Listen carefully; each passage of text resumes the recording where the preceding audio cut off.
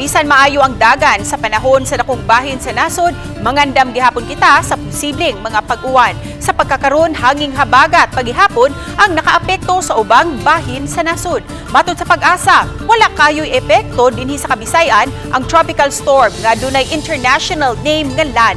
Ug katapusan kini nga nasigpatan 2,670 kilometers east-northeast sa Northern Luzon. Ubos usab ang tsansa nga mamihimong bagyo ang cloud cluster sa sidlakang bahin sa Mindanao.